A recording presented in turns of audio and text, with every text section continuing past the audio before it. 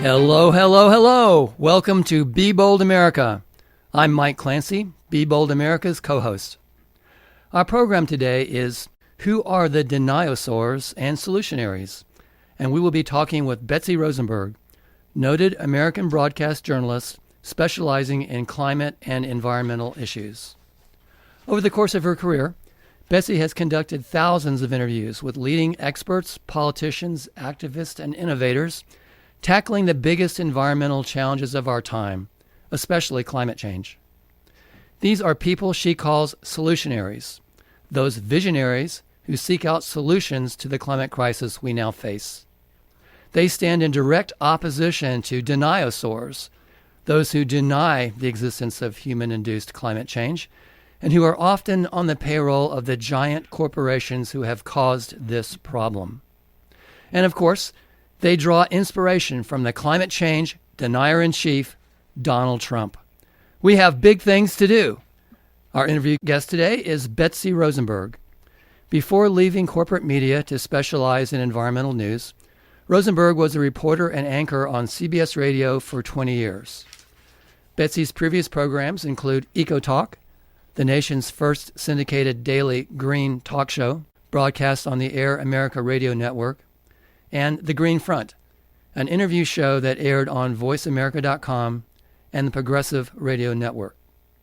In recent years, Rosenberg has become outspoken about the lack of mainstream media coverage of climate change and other existential threats to humanity.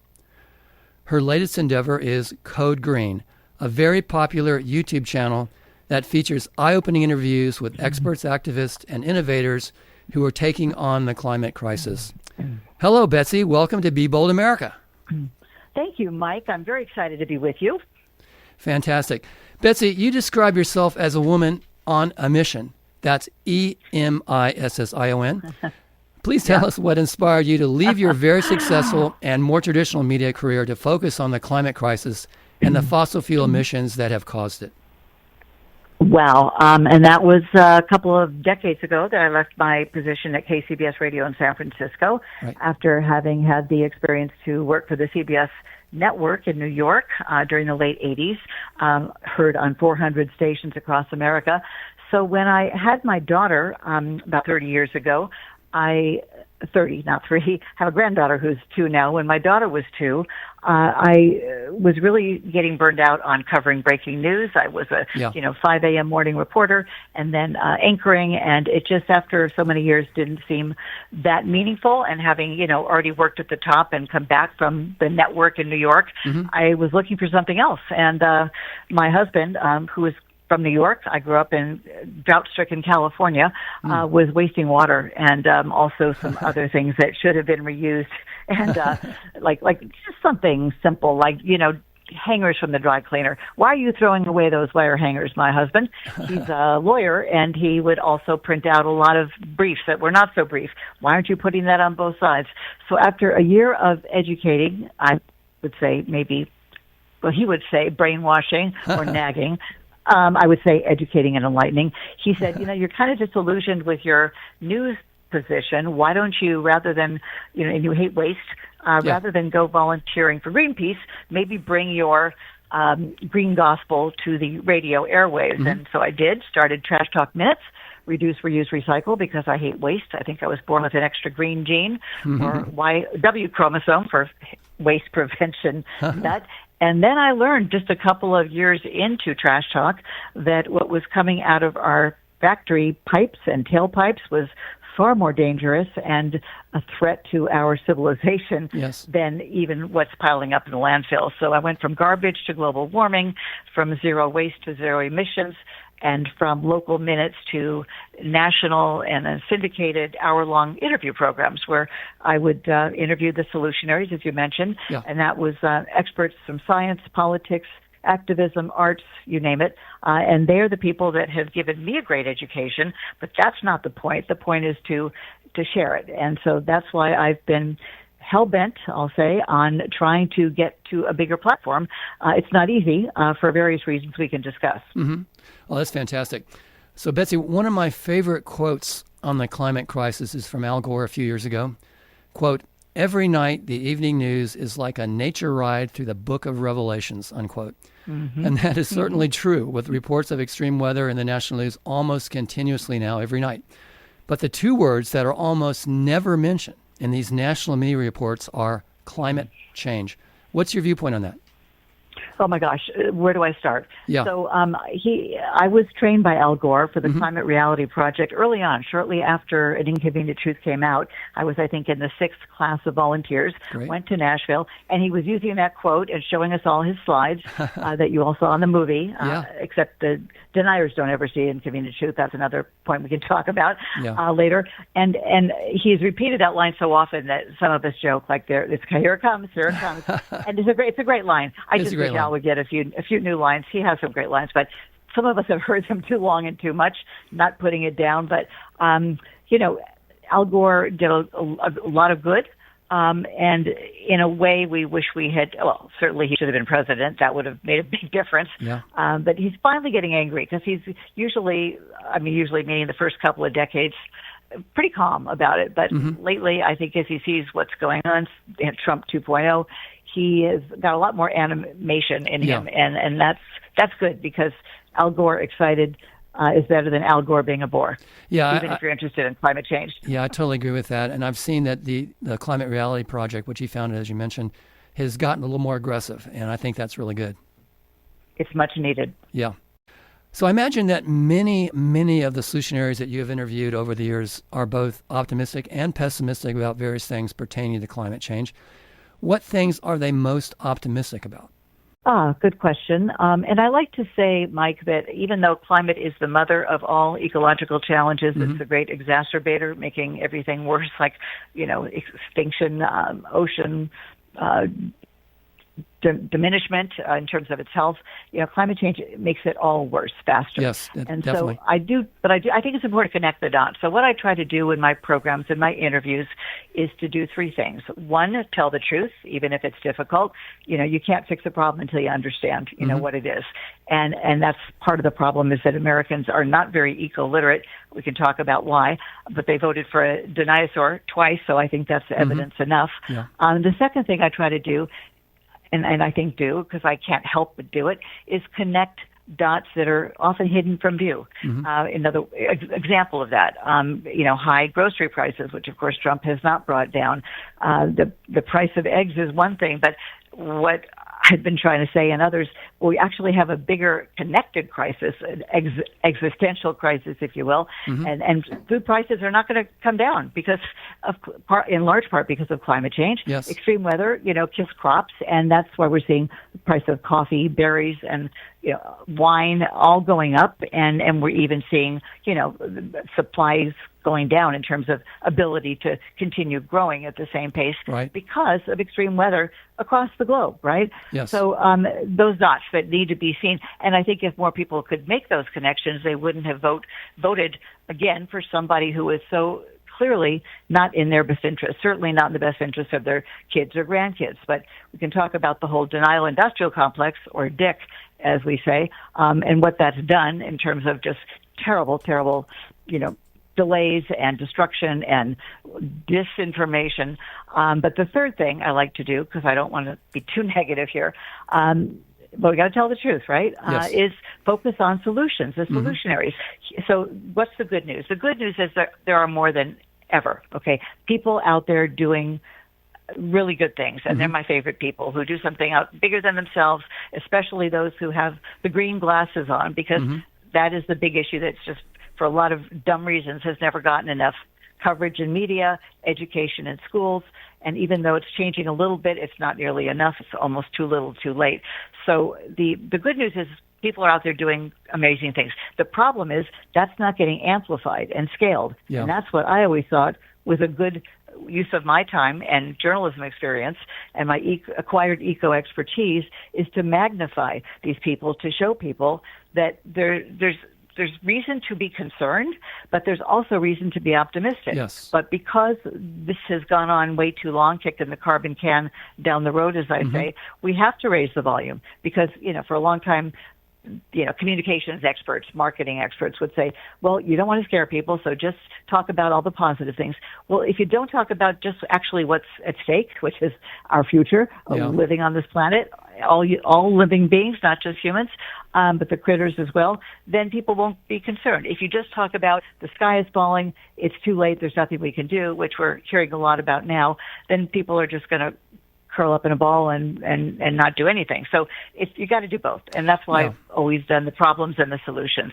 So by amplifying all the great things people are doing, those who think they're in a minority, there was research done, global research, that found that 89% of people, not just Americans, all around the world, believe that are concerned about climate change, but believe they're in a minority. Why? They don't hear their neighbors talking about it. They don't hear their families, especially if it's a family that watches Fox. They certainly don't see it on the evening news. Climate coverage on major television networks has always been dismal, but the latest statistics show it down 35% from 2024 to 2025, adding up all the minutes that ABC, CBS, and NBC covered climate change, combined total of 505 minutes. That's 8 hours and 25 minutes for the entire year. Okay? It looks to me like it's been, I'm sure there's more coverage of Harry and Meghan coming back to the U.S. already. Okay, no kidding. Well, it looks to me like the trend is downward on the media coverage of climate change, and I'm wondering if that has to do with Trump coming back into office. No, well, yes and no. Okay. It's always been bad. Okay, it's been less than 2% of all coverage of the networks, because that's where I worked at the networks, radio, but TV, CBS, radio, TV, all that. Only less than 2% was devoted to climate coverage. That was before Trump 1.0. So that's another problem. You can talk about why, but it's always been bad, and it's getting worse. Yeah. And so, I mean, while Trump is a terrible influence on the media and freedom of speech and all that, I don't think, that that's the main cause. It may be a small contributor, but the problem is much bigger than even him. Trump's big, beautiful bill was nothing short of a war on climate action, and many of the executive orders he has signed have basically dismantled the federal government's involvement in climate change. I think it's fair to say that with the outcome of the 2024 election, climate change deniers and the fossil fuel industry have seized control of the federal government. How do we deal with that? Oh, gosh, that's a big one. Yeah, I protested, in the No Kings March. I think my sign, one of them, one time, said the big, beautiful bill is ugly for our big, beautiful planet, something like that. That's a good one. I mean, what's going on, all the rollbacks, all the, reducing of, agency for the agencies, the weather agencies, the agencies that track climate change, all of those. I mean, NOAA, FEMA, you name it. The killing of any mention of climate change in government documents. It is relentless. It is ongoing. It is intentional. They're doing it loudly and proudly. And it's beyond belief, actually, because don't these people have children and grandchildren? And who fights efficiency? And that's one of their targets. They want to make things less efficient, whether it's water or energy. It's pathological, Mike. It is just insane. Yeah. It's insanity to be destroying humanity and being proud of it. And they're in office again, a second time. Boy, so I'm sorry. What was the question? Well, someday you get passionate about this, Betsy. You know what? Strange. My passion has not subsided at all, and I don't know what's wrong with me. I just wish other people would be a little more passionate so I could calm down. Yeah. I'm worried that the Trump administration's war on climate science may have been creating a significant brain drain in our country as top young scientists may seek to pursue their careers in other countries. Is that happening? And if so, what are the long-term implications? Absolutely. And, it's this whole crazy crackdown on universities and, immigrants and, it's overall brain drain, in academia. And yes, climate change, science, students. I'll give you an example of what Trump has done. Okay. It's not necessarily related to school, but it's a good example, which is good because it's bad. It's disturbing. I met someone, we spent some time in Portugal last month, who went to a program called it's Climate Base, and it's basically a jobs organization. But they started doing trainings. They had fellowships to get more people who are interested in working in the climate arena trained to do that, either young people coming out of college or to recycle their careers. This young man, very bright, he went through this program 2 years ago, and he was so excited to be, able to work in climate. And then Trump came in, and because of all the reduction in solar projects and wind projects, a lot of the jobs were dying out, just as they were beginning to really catch on, as they should, given how evident the arrival of climate change is, right? So he realized that he wasn't going to be able to get a job even after this training, even after wanting to. So he moved his family to Portugal, where he is a housing inspector. I just happened to meet him at a party, and that's one example. And we cannot afford to lose any activists, any students who want to go into environmental science. And we are because of this. That's really a shame. There's no area that they have left untouched in terms of destruction and damage. Destruction and damage are good words. This is not hyperbole. Mike, this is not exaggerating. I agree. Okay, you are listening to Be Bold America on KSQD 90.7, 89.5, and 89.7 FM. Many voices, one station. Live stream globally from the ksqd.org website. The title of our show today is Who Are the Deny-o-sours and Solutionaries? And we're speaking with well-known broadcast journalist Betsy Rosenberg, longtime advocate for climate action and the founder of the important YouTube channel Code Green. I'm your host, Mike Clancy. Hey, Tom Hartman here. You know how I always say democracy is not a spectator sport? Well, Jill Cody knows the rules of the game, and she delivers it to you straight on Be Bold America, Friday at 5 p.m. right here on KSQD. Jill brings in the best political thinkers of our time who will show you what to keep doing, stop doing, and start doing to support democracy in our world. That's Be Bold America, Friday at 5 p.m., right after the Tom Hartman program, right here on K-Squid, 89.5, 89.7, and 90.7 FM, and ksqd.org. Tag, you're in. Bam, bam, baby, boom, bam, bam, baby, boom, bam.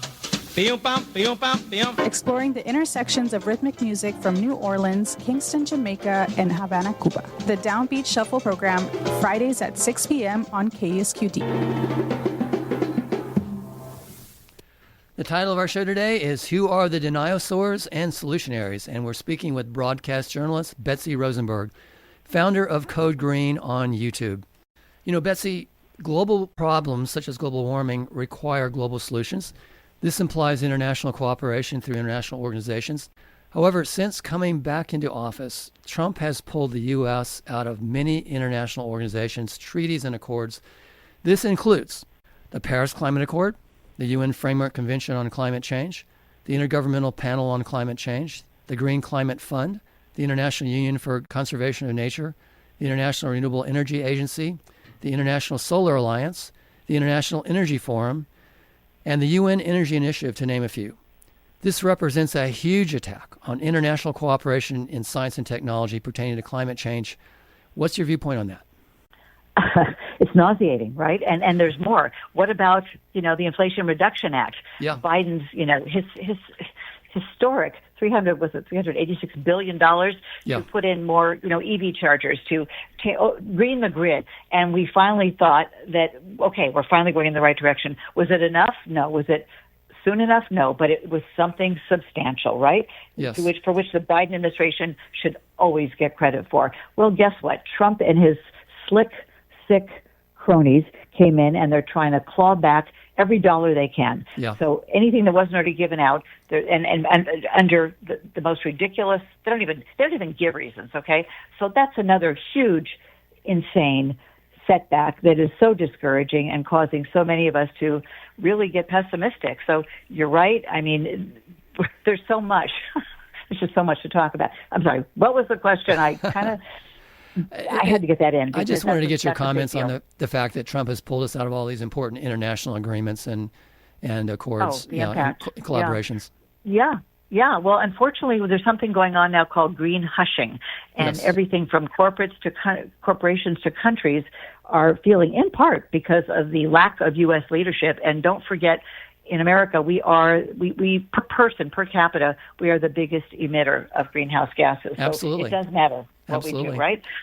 Yeah. So with Trump pulling out, it gives those who were waffling and there's no teeth in the Paris Agreement. There's no law that says anyone's going to get in trouble. It's all aspirational. It's setting guidelines. So pulling it out just shows how dumb, misguided, uneducated. And people say, well, they know. They're just, in bed with their oil buddies. Well, what's worse? What's more egregious? If you really don't know and you're so ignorant and arrogant that you stand up in front of the UN body during Climate Week last year, and he does it any chance he can, calling it the biggest scam ever, the green hoax, all that. Whether they must know. Okay, you can't not know. And lying about it or pretending you don't know. What's worse? I don't know. And Fox, by the way, and I really am serious, if anyone's out there listening who is a public interest lawyer or knows one, they are still lying about climate change, Mike. And I have been on Fox and Hannity and Tucker Carlson years ago, and that's the only reason I know, because we don't watch Fox, not news, don't ever say Fox News. Brilliant marketing by naming it Fox News. And that is not okay. They got in trouble. They got sued for $780 million or something for the election fraud scandal, for them lying about election fraud. That was only apparently a slap on the wrist, because they stopped doing that. They stopped lying about COVID. But why are they, in God's name, allowed to continue to say climate change is a hoax? It's not real. And so how do we sue them? Because I'm serious about this. And they're a big part of the problem, right? Because that's the Trump voters. That MAGA watches Fox. It's still the number one rated television network for some God knows reason, okay? God only knows what reason, but it is. So there's millions of people watching it, and we have proof, because they wouldn't have voted for a climate denier, science dunce, if they knew that climate change was a real threat to everything, from the cost of food, their insurance, everything that we're seeing. There's a climate connection, okay? So I really think that a big part of the problem is that they're continuing to lie. And what some of the really awful things that are life and death, I'll give you an example, and this is where the lawsuit could be. All the horrific fires and floods that we have seen, whether it's, the camp in Texas or the wildfires that have consumed, my friends' homes and a ranch and all that. And we're seeing it everywhere. And we were in Europe. We can talk about that, in Spain and France just recently. People who, let's just say you watch Fox and you think it's a hoax. You don't think climate change is anything to worry about. And let's say you see a fire. This actually happened. A fire on the horizon in the morning. This was the campfire. And a man who was in his late 70s, I believe, who grew up there, said, I'm going to go into town and get some supplies. He'd seen fires before, so he figured he has all day. He left his wife and two young grandkids in the house. They burned because he got the supplies, couldn't get back in, and was on the phone. This is awful, but people should know this is the consequences. 7-year-old grandson on the phone with him, begging, screaming, Grandpa, come get us. And they died. Okay. If he had known, I would like to find him, and I'm crazy enough to say these people's names and their hometowns, knock on their door, say, by the way, were you aware that climate change is the great exacerbator? It's weather on steroids. That even though the fire on the horizon in years past had proceeded very slowly, we didn't have 80 to 100 mile an hour winds. Growing up I grew up in California. That's what they're not factoring in. Yes, the Guadalupe River is flood prone. Yes, they have flash floods. But if they talked about climate change in Texas, which none of them do, from Abbott to Cruz on down, and then it does permeate to the local, regional. If they're not aware of it, they will do what they've done before. We can put 7 and 8 year olds, I don't know why they do that anyway, in a cabin on the river. If they'd known, they would never have done that in a million years. And I would like to reach out to those poor parents, those poor families, and I'm haunted by that happening. I can't imagine what they're going through. And let's just say they watched Fox, they didn't think it was real, and they would have evacuated sooner, or they wouldn't have, sent their kids to camp knowing they were going to be on whatever it is. That's life and death. And I think that's cause for a lawsuit. Well, let me mention something on that, which is going to get you even more spun up. And that is that, the Camp Mystic flood you're referring to happened on 4th of July, 2025. And that was the very day that Donald Trump signed the big, beautiful bill, the very same day, which basically initiated a war on climate science in the United States. And there were 28 children killed at that camp and more than 100 people throughout the hill country there. And of course, that kind of weather event was exactly what climate change says we can expect more of in the future. They don't talk about it. Yes, those are the dots that are not talked about. We talk about it on Code Green for sure. Yeah. I mean, it's almost if God had a sense of humor, and there's a lot of the examples you just said, like pulling my hair out. We're saying, what the hell? And then he goes and shows up, to these places where, whether it's a hurricane in Puerto Rico, where he hands out paper towels, and Puerto Rico's running out of water. Puerto Rico's running out of water, by the way, so is Corpus Christi, Texas, and other places, Colorado River.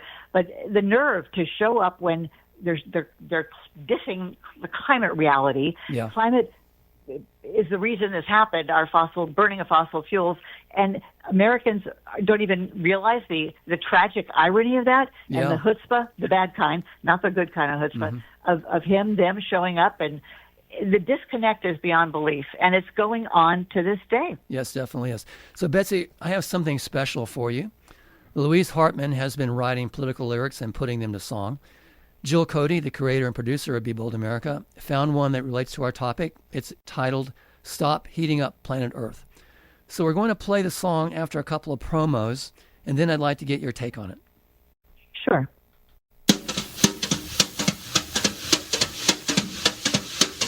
Bam, bam, bee, bee, bee, boom, bam, bam, bee, bee, bee, boom, bam. Exploring the intersections of rhythmic music from New Orleans, Kingston, Jamaica, and Havana, Cuba. The Downbeat Shuffle program, Fridays at 6 p.m. on KSQD.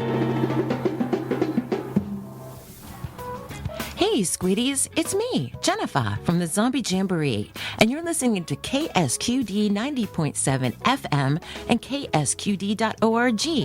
Join us every week at 8 p.m. for your Friday night mixtape, the cornucopia of specially selected songs for your listening pleasure known as the Zombie Jamboree. C-Dub and I always enjoy your company. That's Friday nights at 8 on KSQD 90.7 FM. Smoke rising in the skies, oceans on the rise, forests turning into ash. You can see it in their eyes. Polar bears on melting ice, coral reefs that fade away. We can't ignore the warnings, we can't delay. Stop heating up planet Earth, we've got to change our ways for the future of our children, for brighter days. Every creature, every tree, every single living thing, we owe it to the world, to the songs they sing. Heat waves burning through the lands, droughts that never end, floods washing over homes. We've got to defend the plants, the bees, the birds in the sky. They're all counting on us. We've got to try. Stop heating up planet Earth. We've got to change our ways for the future of our children, for brighter days. Every creature, every tree, every single living thing, we owe it to the world, to the songs they sing. We got the power to make a stand, to turn the tide, to use our voices loud and strong with nothing to hide. Renewable energy and sustainable ways, for a planet that thrives for endless days. From the deserts to the forests, from the mountains to the seas, every part of this earth, every leaf and every breeze is crying out for mercy, is crying out for care. It's time for us to listen, to show we're aware. We're aware. Stop heating up planet Earth. We've got to change our ways for the future of our children, for brighter days. Every creature, every tree,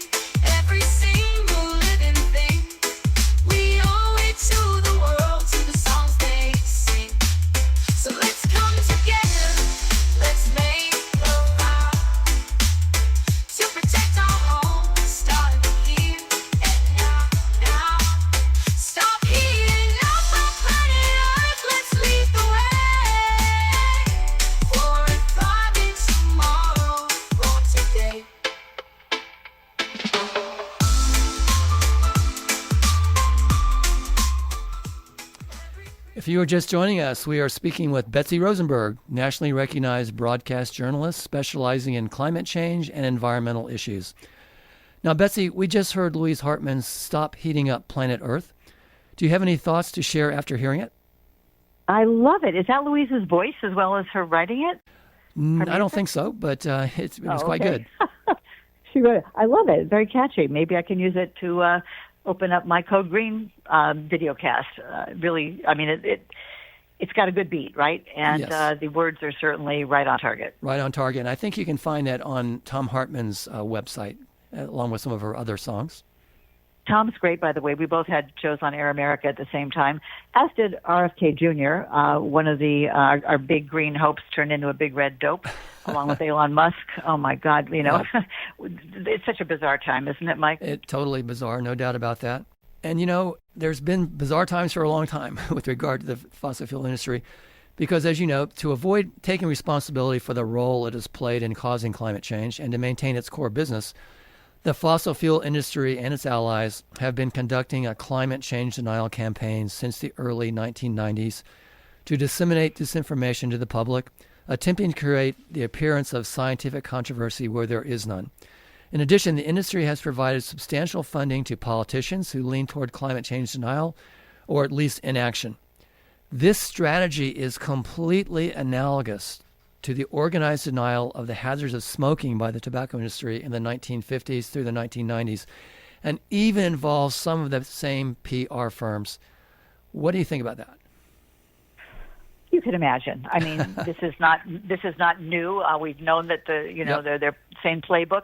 And I'm so glad you brought up deniers, because a lot of people say, and I think I used to be among them, just ignore them. We're never going to convince them. I don't know what their problem is. They're sick too, in some way, because look at the evidence is there more than ever. Daily we're seeing more evidence, and they're still denying it. And I'll tell you how I know, and why I'm going to say the next few things I'm going to say. So I happen to be on a video cast that Andrew Revkin does. Andy was a climate change reporter at New York Times for years, and then he became a columnist on climate. And he now has, like I do, a video cast online. And I was on that show talking about media. This is a couple of months ago, and someone was trying to reach me after that. He said he wanted to talk to me, because in my optimistic mind, I'm thinking, someone wants to offer me some money to do a much bigger show or get on a platform. No, it turns out I was busy traveling. By the time I talked to him, it turns out he's a denier. They call themselves skeptics. I call them other words, contrarians and other things. And so I started engaging with him because I assumed, first of all, he was, a climate concerned person. So we kind of developed a little friendship before I had a chance to talk to him again. When I found, so he started a climate podcast called Climate Verso. He likes to have on, he's been a denier for 15 years, likes to have on a climate scientist and someone who's a denier, like Judith Curry or Richard Linson. And so I was on his show against the climate denier, and we went over an hour, and I gave it to him like I gave it to Hannity on Fox. Why? Even though it was a slugfest, same thing. They were trying to intimidate me. Guess what? I cannot be intimidated, because the facts, why does that not surprise me? Our side. The facts are on our side, and they have it all on. For sure. But this I couldn't believe it, and it's good. He hasn't aired it yet. I'm surprised he's not embarrassed to. But the point is, he and I started communicating after that, and he keeps asking, well, why don't you get Michael Mann on? Why don't you, bring on all your, climate friends, Catherine Hayhoe? And I said, because you're 15 years too late. The debate is over. That's why right. should they waste their time? There's That's not exactly two sides. Right. And why are you, I won't say his name, although he won't hide it. Why are you and your comrades, your climate contrarians, whatever you want to call yourself, it's like a club. Why are you wasting your time, energy, and life trying to prove something that every day is more evident? And they still are saying, that, oh no, natural cycles, and they think that they're smarter than 99.9% of the scientists. They say, oh no, there's not really a consensus. There's a lot more scientists out there who don't believe it. Oh yeah, name them. There's the same 5 that always come up, right? Yeah. The famous ones. The ones that wrote Trump's energy report saying, guess what, there's no problem in repealing the Endangerment Act. I mean, it's a sham, but most people are not paying close attention. Anyway, so he and I started sparring via text. Yeah. And I don't know why, but I have engaged too much time, spent too much time. I sent him every article, every headline, and you know what they've been? Years, unprecedented, never seen anything like this before, which is the signature line of climate change, whether it's a fire, flood, storm, you name it. When the victims say this is like unlike anything else. We've been through storms before. This was worse. That is the sign of weather on steroids. So all this evidence, and we've been doing this during the 2 months of the fires in France and that record heat in Spain, which we happen to be in the south of France and the south of Spain during them. And they're still denying it, okay? Yeah. So they're crazy. They're crazy. But here's why we can't just dismiss them, even though they are crazy. I'll tell you why. And you may have experienced this. I don't understand the world of bots. Botulism, I guess we should call it. They appear every time that there's a post on climate change with certain keywords, I guess, like maybe emissions, oil. For every person who says, yeah, this is terrible, whatever, who concurs with the post, there's 10 times more laughing, ha, ha, ha, ha, ha, ha. Oh, yeah, it's just summer, people. It's natural. Yeah. And who and what are these? And we cannot dismiss it because this is people or bots or somebody voted for Trump again. So they're out there, and I don't understand what they get out of this, but they are voting against their interests, anyone they love, any place they love, any pet they love. And they're just, Will Hackman, I saw, was on the program a few months ago, I guess back in March. He was great. He's saying, make it personal, show how climate change and all these other issues are affecting everybody. And we haven't even talked about the oceans. The oceans are dying. And with El Nino, which you know more about than I do, and it's supposed to be a super El Nino, we already have passed a tipping point on coral. There's no turning back. And 7 out of 9 of the planetary boundaries, including we've already passed, people don't know that. And part of the reason they don't know it is because our supposed news networks don't do nearly enough coverage. And the fact that I had a network news background, this is a little inside scoop, and sorry to go on, but I think that this is a story only I can tell. And I suffered through it, for living through it. I figured when I left CBS and I wanted to do environmental news, okay, I'll do this for a few years, wait for the world and the media to catch up. And then I'll get back on one of the networks and I'll be able to do these interviews that I'm doing on a much smaller basis on my little, and this was before there was even a word podcast, so we called it radio back then. So starting about 10 years ago, I started pitching CNN, NBC, all of them.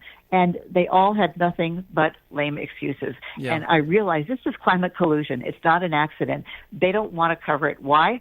Best I can tell is they don't want to alienate their fossil fuel sponsors. That is definitely part of it, but it's not all of it. Another big part of it, and this is even more shameful, they don't want to alienate their viewers who you might go over to Fox and hear that it's just a hoax. Nothing to worry about, people. Nothing to see here. Well, since when is news based, and they also said it's not a popular topic, environmental issues. Since when is news based on popularity? So they are complicit. They are guilty as heck. Well, you can imagine how disillusioning that was for me to find out that my industry, broadcast news, is part of the problem, a huge part. And if they allowed someone like me on, who knows too much, which is why they didn't, to have connected these dots, to have told the truth, to have listened and focused on, spotlighted all these fabulous solutions and solutionaries 15 years ago when I was pitching them, 20 years ago when I was doing it, I'm not saying I'm important. I'm saying they have the ability. Look what happened with COVID. When we had a life and death emergency, overnight the entire planet shifted their behavior because the life and death aspect of it was shown. It's totally possible. Unfortunately, climate and all the issues related to our, nature, our life support system, are sidelined, marginalized. They do bare minimum, and that is a huge reason we have this eco-literacy crisis. Part of the problem is the campaign to undermine public trust in climate science is basically a denial machine on an industrial scale, and it's largely carried out by about 90 think tanks, advocacy groups, trade associations, lobbyists that are funded at about $1 billion per year. Much of this funding comes from the fossil fuel industry, ExxonMobil, Chevron, Shell, American Petroleum Institute, etc., as well as from conservative billionaires and foundations with large holdings in the industry, such as the Koch Foundation, Templeton Foundation, DeVos Foundation, etc. often working through secretive funding networks in an attempt to hide conflicts of interest. So we're up against a pretty strong opponent there. You've got it. One last point, Mike, about the media. Again, because having been a media insider who left to develop this expertise and came back, and they turned me down. They could not say I wasn't qualified. I spent the first half of my career, the paid half, at CBS network, radio. They could not say that they were covering environmental issues because they weren't, and they're not. They couldn't say, the only thing they did say was that their viewers aren't interested, which is BS. And that's a story in and of itself. So that's a big problem, obviously. And then, of course, the billions, the obscene profits that the oil and gas industry, and they're getting richer because of their little handshake deal with Trump, and he's doing all their bit, you can see. This is a huge part of the problem. And the other part of the media piece, and where media and finance come together, look at progressive media. There isn't much, okay? When I was on Air America between 2004 and 2006, which is the closest thing we've come to progressive media, they only lasted 2.5 years. I don't know why, but liberals don't seem to run businesses very successfully. But there hasn't been anything like that since. NPR has to be, both sides, and they are have a much more educated, enlightened audience, and they cover climate and these issues. They do a much better job. I should make that a point. Public media versus corporate, okay? Corporate media sucks for this. So the fact that there's no funding for what I'm doing, which is independent environmental journalism, what do I mean by no? I'm not using that term loosely, and this is not about me, okay? It's so your listeners can understand why we are in this mess. A big part of it, my perspective, right, as a media insider who has been there, been in the trenches, because there's no philanthropy going towards this kind of educating and engaging the public. Well, who is doing that? Well, who's responsible for educating and connecting dots and engaging and articulating these issues? Nobody. Okay, what could possibly go wrong? Okay, so and then the philanthropists, no, it's not a joke though. Philanthropists don't, foundations don't, investors don't invest in media. I've had to fund my hundreds and hundreds and hundreds of interviews. It's actually thousands. So when I say that, it sounds not real, but I have, and they're archived at BetsyRosenberg.com if anyone wants to go see. Right. I've had to fund it myself. I've had to spend my life savings and an inheritance I got from my dear father in 2002. I thought it'd be a good investment in my career. The point is, I shouldn't have to do that, especially after 30 years. So I just went on strike. I stopped doing my interviews in May. If anybody's out there, they would like to hear. On any given day, Mike, there are 30 people I would love to interview. There's so much going on that's not getting covered except on shows like Be Bold. That shouldn't be. So I, for the very first time in 3 decades, asking for support. And if you go to BetsyRosenberg.com, hopefully you can make a small donation. But mostly, I need viewers and subscribers on YouTube and followers on Instagram. Okay, hold that thought. Hold that thought. We'll come back to it. Okay. Okay. It's time to take a break. You're listening to Be Bold America on KSQD 89.5, 89.7, and 90.7 FM. Many voices, one station. I'm Mike Clancy, Be Bold America's co-host. The title of our show today is Who Are the Deny-o-sours and Solutionaries? And we're speaking with noted broadcast journalist Betsy Rosenberg. She was a CBS radio news anchor in New York City from April 1988 to mid-1991. In 1997, she launched the Trash Talk eco-series on KCBS in San Francisco, timed with Earth Day events. She later hosted Eco Talk on Air America Radio. Betsy Rosenberg has been a frequent guest and commentator on national television and radio. She has contributed chapters to 3 books, including the media chapter for Climate Abandon. We're on the endangered species list, edited by our very own Jill Cody. Now, Betsy, in many ways, paralleling the culture wars, there have been actions taken by legislatures and school boards in certain states that can be interpreted as being anti-science. Often these actions are aimed at restricting the teaching of evolution or climate change to young people. What's your take on that? My take is that this ideology, it seems to be all about ideology and politics, right? Mm-hmm. Not science. These are educators, schools and libraries. Something happened, and I don't know what was put in the Kool-Aid, the red Kool-Aid, but, Hillary Clinton was right on target when she said there's a vast right-wing conspiracy and got mocked for that. Yeah. Absolutely, it's been three decades they've been funding it, and they've been, unfortunately, very successful. Yes. Well, somehow people who are Republicans, not all, but too many, and certainly MAGA is the worst example, the most concentrated, not in a good way, example of red Kool-Aid. They don't believe in science. They are afraid of history, even, let alone the future. And the fact that they are not voting or acting in their own self-interest, and they, I'm sure, would say they love their children and those who have grandchildren, as I now do, that they love them, they would do anything to give them the best education, ironic, best health care. What is wrong? Well, how can they not see this, right? And that's why I'm so passionate about getting these dots connected, especially before the midterms. We better see a giant backlash for all the people that Trump and company must be alienating, all the dumb things they've done. Guess what? Grocery prices are not lower. Guess what? We're in a forever war, and they have no idea what they're doing, it seems. And guess what? It's about oil, as Iraq was, and too much of this is. And guess what? War is the biggest contributor to climate change, actually the fourth largest.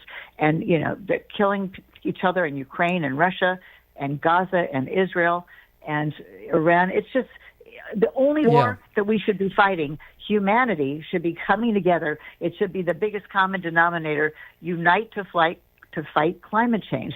And everything is on the line. Let me ask you, do you think, Mike, if people really knew just how dire things are and that we're losing, the ecosystems are in collapse every single day, that they would do more? Or is denial such a strong psychological protection, I guess, I don't know, some of us don't seem to have that, that they still wouldn't do anything? Because we're in that moment now where, these recent, fires and floods and record heat waves, that should be waking people up. Do you think it will? Well, let me give my opinion on that. I think there's sort of two camps here. There are people who take the long-term view, who care about the future of our planet, who care about the fate of future generations, their great-grandchildren, their great-great-grandchildren, et cetera. And there are others who care only about what's happening now, this quarter, this year, this term. Yep. And it's I see a big difference between people who think long-term, care about the future, care about what the world is going to be like after they're gone, as opposed to people who care only about what's going on right now. How are my profits doing? Or their taxes, or their taxes. Exactly. I'm very outspoken, so I'm sorry, but at this late stage, I have no job to lose or no paycheck to lose, and I got a granddaughter and a daughter I love more than life. But I love all children and children to come, and that's what keeps me going. I hate. Well, this is a generalization, but it's been true 100% of the time. Every person who's in the contrarian denier camp, whatever you want to call it, they're all Republicans, okay? I find those people, including this guy I've been sparring with, to be selfish, to be not community concerned, to be oblivious, okay? This person actually, in the middle of last week with, all the problems, walking the book of Revelation, as Gore said, I'm texting him all this, and he says, well, it's nice at my place in Westchester. Oh, my God. Then it's absurd to the point where it would be funny if it wasn't so serious. Yeah. But like I said, we have to deal with reality, and that's part of it. If I can say, I think there's one more point I wanted to make sure I got in. Sure. Trump has declared war on us, okay? The people of America. He's not doing anything for anybody. I'm daring my MAGA cousin to tell me, what good has he done for you or any Republican? He's not keeping his campaign promises, but he is, destroying our planet, right? Like, what are they getting out of this? I don't understand. It's vexing. But here's the thing. They're offering, you've probably heard about this, Trump and company, they're concerned about population decrease. We don't have enough population growth. They're offering $1,000 to any woman who has a child, which they think is going to, make the big difference. Well, guess what? These are the people that they only care about a fetus. Once the baby's born, they don't care about protecting them from gun violence, abortions. The hypocrisy is the size of a hippopotamus. I mean, they're just hippopotamus? Something big. Beyond, we need a new word. Hypocrisy doesn't even touch it, okay? Yeah. So they're saying we're concerned about population, and Elon Musk, who we thought was a green advocate, actually cared about emissions and climate change with his great Tesla, which we turned ours in for other electric cars. But, he's had 11 or 12 kids now. That proves he's no environmentalist.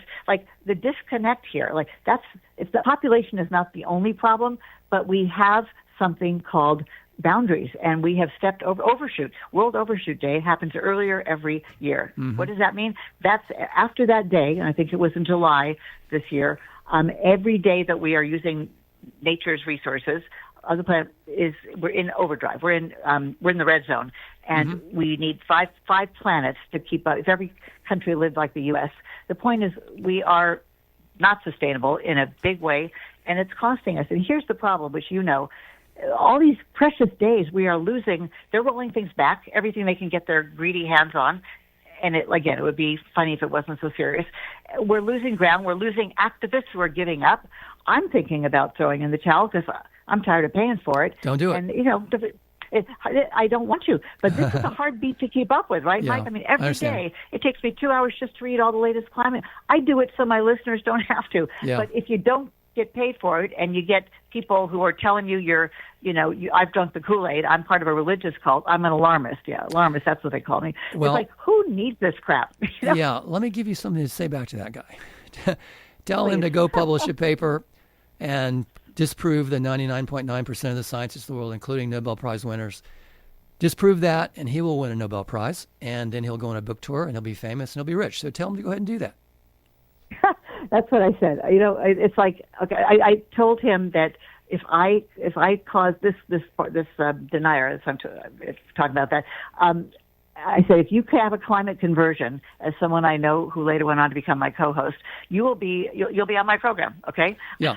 And tell him to. Oh yeah. And yeah. by the way, they've never seen Inconvenient Truth to a person. All these people who spend their lives denying it, they never seen it. So he promised he would finally watch it a couple of nights ago. And so I picked up the phone, which I usually don't when he calls me. I said, well, what do you think? He said, well, I thought Joe Gore was pretty impressive. One thing that struck me, Betsy, is he's a lot more calmer than you are. I said, that's because I've been sparring with you for the last 2 months, and you guys are freaking nuts. Okay, so Betsy, one of our traditions here at Be Bold America is to ask our guests what they think our listeners should keep doing, stop doing, and start doing. Our future depends on it. So in the context of the climate crisis, what do you think we need to keep doing? First of all, put on the green glasses. Look at your own life. What you drive, what you build, what you eat. It's not all individual behavior, but it starts with that. Quick example, we lived in Austin, Texas, hill country, about an hour from Kerrville, where that horrible flood was. Yeah. We were the first ones in our neighborhood, leave it to the Californians, to put solar panels on our roof. Great. A couple of neighbors came over and looked at it. It's what you did. And there are a lot of, Teslas in the neighborhood, but they don't believe in climate change. So the problem is that we need to but then don't stop there. Do more.